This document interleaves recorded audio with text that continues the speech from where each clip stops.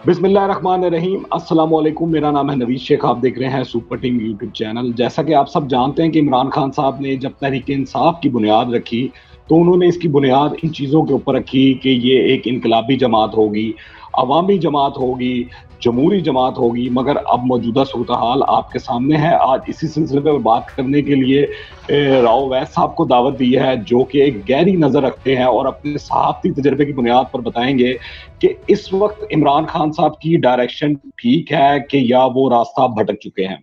राव साहब, सबसे पहले तो वेलकम टू द शो। क्या हाल चाल है? मैं ठीक ठाक, अल्लाह का शुक्र, फर्स्ट क्लास। राव साहब, आपके पास सामने सारी सूरत हाल चल रही है मौजूदा सियासी, तो बताएं कि इमरान खान साहब की डायरेक्शन ठीक है कि वो रास्ता भटक चुके हैं?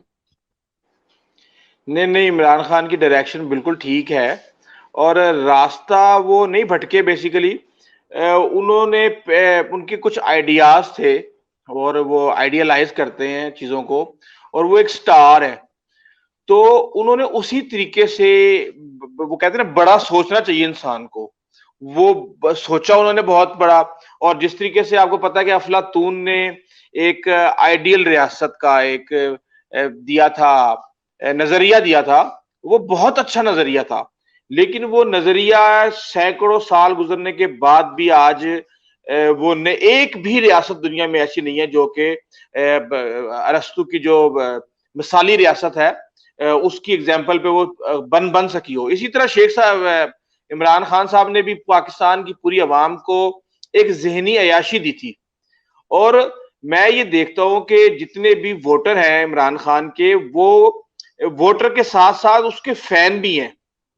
और वो किसी भी सूरत इस वक्त ये चीज तस्लीम करने के लिए तैयार नहीं है कि इमरान खान गलत है। हर चीज का जवाब दिया जा रहा है। अब शेख रशीद आज कह रहे थे कि जनाब, महंगाई का कोई हल नहीं है, महंगाई का सिर्फ एक ही हल है कि जो सरकारी मुलाजमीन हैं उनकी तनख्वाहें बढ़ा दी जाएं। लेकिन उनको ये नहीं पता कि सरकारी मुलाजमीन के अलावा भी पाकिस्तान के अंदर एक दुनिया बसती है और प्राइवेट मुलाजमीन है, दूसरी चीजें हैं। तो मेरा कहने का मतलब ये है कि हर शख्स का की अपनी एक सोच है, और उस सोच के मुताबिक वो उसको कोई कह रहा है कि जी अब आया है काम करने पे, वरना पहले तो 1-2 साल उसने सीखने पे लगा दिए, अब वो मजा चिखाएगा। और कुछ ये कह रहे हैं कि जी पाकिस्तान बर्बाद हो गया। हर तरफ से अफवाहों के ऐसा सिलसिला जो है वो जारी है कि आपको हकीकत जो है पता करना बड़ा बहुत मुश्किल है। हकीकत का हर शख्स अपनी अपनी सोच के मुताबिक ओपिनियन दे रहा है कि इमरान खान सही रास्ते पे हैं या गलत रास्ते पे हैं। लेकिन मसला ये है कि फिर उसके बाद ऑप्शन क्या है हमारे पास? ये सोच के हर बंदा फिर रुक जाता है, वो कहता है ठीक है यार, चलो एक ना एक दिन तो कामयाब हो जाएगा। चलें, जो आप बात कर रहे हैं हकीकत की, तो हकीकत मालूम कर लेते हैं, देख लेते हैं। आज इमरान खान साहब ने कहा है कि जो कानून की हुक्मरानी है उसके बगैर कोई भी रियासत नहीं चल सकती है। तो आपको नजर आता है कि मुल्क में कानून की हुक्मरानी है? यार देखें, वो इमरान खान तो चाहता है ना कि मुल्क में कानून की हुक्मरानी होनी चाहिए। अब वो कोशिश कर रहा है। अब वो अब उसके तो किस हद तक और कब कामयाब होंगे, ये एक अलग क्वेश्चन है। तो बात ये है कि इमरान खान को आइडियाज का तो पता है, ये मैं आपको बार बार कह रहा हूं, लेकिन जो ग्राउंड रियलिटीज हैं वो डिफरेंट हैं। सिर्फ चीजें कहने से हल नहीं होंगी। और वो हम ये देख रहे हैं कि कई जगहों पे इमरान खान के जितने भी नजरियात थे, जो उनके इंतखाबी नारे थे, एहतसाब हो गया, उसके अलावा एनआरओ हो गया, या ब्लैकमेल ना होना, या फंड्स ना देना, वो बयानात एक एक करके वो वो खुद उनके सामने आ रहा है। जैसे कहते हैं अल्लाह ताला सामने लेके आता है किसी के, वो सब चीजों से वो गुजर रहे हैं। लेकिन सवाल का जवाब फिर यही है कि ऑप्शन आपके पास नहीं है। उधर आप नून लीग को देख लें, शहबाज शरीफ एक तरफ जा रहे हैं और मियां नवाज शरीफ एक तरफ जा रहे हैं। अब इस वक्त एक ऐसा जज्बाती सीन क्रिएट हुआ है कि शहबाज शरीफ साहब कहते हैं जी मैं आखिरी दफा समझाने की कोशिश करूंगा भाई साहब को कि पाकिस्तान के अंदर स्टैब्लिशमेंट की मर्जी के बगैर किसी का कोई सियासी मुस्तकबिल नहीं है। इस तरह की वो आपको पता है कि आइडियलाइज कर रहे हैं चीजों को, वो पाकिस्तान के अंदर मुमकिन नहीं है। अब मरियम की जो स्टेटमेंट्स आ रही हैं, इसका मतलब ये है कि मैं बाप और बेटी एक लाइन पे हैं, दोनों रोजाना फोन पे बात करते हैं। और किसी भी सूरत शहबाज शरीफ की दाल नहीं गलेगी। अगर शहबाज शरीफ की दाल नहीं गलेगी तो उसका मतलब ये है कि फिर एस्टेब्लिशमेंट के पास आखिरी ऑप्शन पीपल्स पार्टी रह गया, और पीपल्स पार्टी के बाद इतनी उनकी वो नहीं है कि पंजाब के अंदर वो मुस्लिम लीग नून को टफ टाइम दे सकें। तो फिर लगता ये है कि ये दोनों मिल के हुकूमत बनाएंगे। और जहां तक सही और गलत का है वो मैं आपको पहले अपने जवाब में कह चुका हूं कि इस वक्त हर शख्स की अपनी एक सोच है, उसके मुताबिक उसने अपना बनाया हुआ है कि क्या सही है और क्या गलत है। चलें, ये तो आपने बड़ी अच्छी बात कर दी, क्या सही है या क्या गलत है। मगर जिस तरह इमरान खान साहब बातें करते थे, बताते थे कि मैं कभी अपनी कौम से झूठ नहीं बोलूंगा, मैं हमेशा सच बोलूंगा, मैं हमेशा हकीकत बयान करूंगा, तो आपको लगता है इस वक्त वो इस ट्रैक पे है, या वो फिर दोबारा जो वो बातें किया करते थे डी चौक में कंटेनर के ऊपर खड़े होके कि स्टेटस को शिकस्त देंगे, आगे निकलेंगे मामला, तो अभी तो इस तरह लग रहा है कि वो स्टेटस को वाले मामले में फंसे हुए दिखाई दे रहे हैं। नहीं, स्टेटस को के अंदर नहीं वो फंसे हुए, लेकिन बात ये है कि उन्होंने झूठ बोला क्या है। हमें ये भी तो देखना पड़ेगा कि उन्होंने क्या किस जगह पे झूठ बोला है। हर हर जगह पे एक कुछ दावे थे, कुछ नारे थे। वो नारे और जो दावे हैं वो अगर अभी पूरे नहीं हुए तो लोग ये कह सकते हैं कि जी इमरान खान ने धोखा दिया, इमरान खान ने जो है ना अपने वादे पूरे नहीं किए, उसने कौम से झूठ बोला था। लेकिन आप ये देखें ग्राउंड के ऊपर आप कोई इस तरह का झूठ नहीं देख रहे कि मेरी 1 अरब की जायदाद है, मेरी 1 अरब की जायदाद नहीं है, मेरी लंदन में जायदाद है, मेरी पाकिस्तान में जायदाद है, पनामा पेपर्स अल्हम्दुलिल्लाह हमारे हैं। वो जो इमरान खान के जो सियासी मुखालफिन हैं, उनके पिछले 30 साल में ऐसे-ऐसे झूठ कौम देख चुकी है कि अभी इमरान खान को बहुत ज़्यादा मार्जिन मिल रहा है और लोग यही कह रहे हैं कि यार अभी तो 3 साल हुए हैं, देखते हैं अभी क्या होता है। ये सोच चल रही है, इसलिए लोग अभी झूठ का फिलहाल वो इस तरीके से जज नहीं कर रहे, जिस तरह मरियम नवाज शरीफ की स्टेटमेंट्स आती हैं कि ये झूठ, इसने ये भी झूठ बोला, इसने ये भी झूठ बोला। उस तरीके से आवाम के अंदर कोई इस तरह की कोई मुझे चीज़ नज़र नहीं आ रही कि इसको झूठा एस्टेब्लिश किया जा सके। लेकिन बहुत से ऐसे वादे हैं जो पूरे नहीं हुए, जिसकी बुनियाद पे कुछ जो उनके नाक़दीन हैं वो ये कह रहे हैं कि इमरान खान ने झूठ बोला। अच्छा, ये आपने बड़ी अच्छी बात की और बता दिया, वाज़ह कर दिया। बहुत से लोग ये भी कह रहे हैं कि जो इमरान खान साहब हैं, उनको अपोज़िशन से कोई खतरा नहीं है। उनको खतरा है तो इस मुल्क में बढ़ती हुई महँगाई से खतरा है और अपनी ही जमात से खतरा है। और ये जिस तरह जहांगीर खान तरीन वाले एपिसोड के बाद भी हमने देखा, और एक नया ग्रुप जो पंजाब असेंबली में बना है, तो इस बारे में आपकी क्या राय है? शेख साहब इस बारे में राय तो नहीं है, इस बारे में अज़हारे अफ़सोस है कि हम लोग जितने भी जो चीज़ों को आइडियलाइज़ करते हैं ना, वो मैंने आपको बताया ना कि ज़हनी अय्याशी में मुब्तला किया हुआ है इमरान खान ने अपने जो वोटर्स हैं, तो वो चीज़ों को आइडियलाइज़ करते हैं, मदीना की रियासत होगी, सच होगा, इंसाफ होगा, अमीर और गरीब के साथ के लिए कानून बराबर होगा। लेकिन जो ग्राउंड रियलिटीज़ हैं, वो उससे बिल्कुल मुख्तलिफ है। इमरान खान को सिर्फ और सिर्फ अपने जो नारे थे और जो अपने दावे थे और जो अपने वादे थे, सिर्फ उन्हीं से खतरा है। वो बार-बार एक खौफनाक ख्वाब बन-बन के उनके सामने आते रहेंगे, क्योंकि उनके सियासी मुखालफिन जब आप सुनते थे 50-50 लाख जो है ना घर मिलेंगे और 1 करोड़ नौकरियां मिलेंगी, तो वो सोचते थे कि यार ये इतना बड़ा दावा कैसे, हम तो यहाँ पे 1 लाख नौकरी नहीं दे सके, ये 1 करोड़ नौकरियां कहाँ से दे देगा। तो उस वजह से ये जो नारे और ये जो दावे हैं, ये इमरान खान के सबसे ज्यादा इमरान खान के लिए खतरनाक है। उसके अलावा और इमरान खान को मेरे ख्याल से अभी फिलहाल खतरा नजर नहीं आ रहा। एक मुईशत के साथ से खतरा है। क्यों? क्योंकि पाकिस्तान की जो इस्टेब्लिशमेंट है उसने फैसला कर लिया है कि अगर पाकिस्तान को सर्वाइव करना है तो पाकिस्तान की इकोनॉमी को हर हाल में बेहतर होना है, वरना हम बहुत पीछे रह गए हैं। तो इस वजह से एक थोड़ा-सा कहा जा सकता है, लेकिन एस्टेब्लिशमेंट के सामने फिर मैंने आपको जो पुरानी कहानी सुनाई मरियम नवाज़ की, शहबाज शरीफ की और मियाँ साहब की, वो अपने ही एक अलग ख्वाब के अंदर जो है ना मुब्तला हैं, मरियम नवाज़ और नवाज़ शरीफ। जब तक वो उस ख्वाब के साथ बेदार नहीं होते, इस बात के लिए तैयार नहीं होते कि उनको मिल के एक कौमी हुकूमत बनानी है, एक दूसरे से इख्तिलाफ नहीं करने, पाकिस्तान को इंतहाई संगीन खतरात हैं, उससे तमाम सियासी जमातें आपस में मिल के उसको पाकिस्तान को निकाल लें। अगर ये बात नहीं समझ आ रही, तो फिर आप देख लेंगे इमरान खान को किससे खतरा हो सकता है, किसी से खतरा नजर नहीं आ रहा। अच्छा, इसमें आपको क्या हिकमत नजर आती है कि पंजाब में उस्मान बुज़दार साहब ही वजीर आला पंजाब रहे? का वैसे इस पे बहुत ज्यादा गुफ्तगू हो गई है, बातचीत हो चुकी है, मगर आप क्या नजरिए रखते हैं इस वाले से?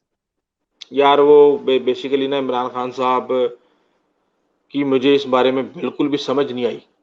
वो इसलिए कि खान साहब का मुझे थोड़ा-सा प्रॉब्लम मुझे ये लगता है कि वो अपने अलावा किसी और को आगे आने देना चाहते ही नहीं। वो किसी भी काबिल ज़िक्र शख्स को इन्होंने ऐसे ओहदे पे नहीं लगाया जहाँ पे वो आके डिलीवर कर सकता होता। इवन अगर अलीम खान को लगा देते तो मेरे ख्याल से किसी एक्टिव बंदे को लगा देते जिसने 2, 4, 6 दफ़ा वज़ारत ही कम की होती। चलो वज़ारती आला तो बहुत दूर की बात है, तो वो शायद चीज़ों को जल्दी समझ के जल्दी डिलीवर कर देता। अब ना वज़ारत मिली थी इमरान खान साहब को कभी ज़िंदगी में, ना वज़ारत मिली थी सूबाई वज़ारत उस्मान बुज़दार साहब को ज़िंदगी में। तो वो बस जब दोनों आए हैं तो उन्होंने सीखने में बहुत ज़्यादा टाइम लगा दिया, जिसकी वज़ह से आज हम ये सूरत-ए-हाल देख रहे हैं इस वक़्त जो हमारे सामने है। अच्छा, एक लोग लास्ट क्वेश्चन मैं आपसे करने लगा हूँ कि एक लोग जो सबसे ज़्यादा इमरान खान साहब पर एतराज़ करते हैं, वो ये करते हैं कि इमरान खान साहब ने जिन लोगों की मदद से पार्टी बनाई, जिन लोगों की मदद से तहरीक चलाई, जिन लोगों की मदद से वो हुकूमत में आए और हुकूमत में आने के बाद उनके जो साथी हैं, करीबी साथी जो हैं, रुफ़क़ा जो हैं, वो नज़र आते हैं शेख रशीद, वो नज़र आती हैं फिरदौस आशिक अवान, वो नज़र आते हैं डॉक्टर बाबर अवान और इस जैसे और कई लोग हैं, एक लंबी लिस्ट है जिनको गिनवाया जा सकता है। परवेज़ इलाही, एमक्यूएम काफ लीग जो है जिसके बारे में वो खुद पता नहीं क्या-क्या पहले कहते रहते थे। तो इन लोगों की के साथ चलना इमरान खान साहब की क्या मजबूरी हो सकती है आपकी नज़र में? सर मैंने आपको बताया ना कि इमरान खान की जो दुश्मन है सबसे बड़ी वो उसकी स्टेटमेंट्स हैं और दूसरा इमरान खान का एक्सपीरियंस नहीं था। इमरान खान अब आया है, आके उसने चीज़ों को देखा है तो उसको पता चला है कि यार ये इस तरह नहीं होती। इमरान खान देखिए मैं और आप हैं, हम रोज़ अपनी ज़िंदगी में सीखने के अमल से गुज़रते हैं। जो जितनी ज़्यादा ऐयाशी में होता है, वो उसका सीखने का अमल उस लिहाज से, इस सोसाइटी के लिहाज से, ग्राउंड रियलिटीज़ के लिहाज से, गरीबों की नब्ज़ पे हाथ रखने के हवाले से, उसका एक्सपीरियंस बहुत कम होता है।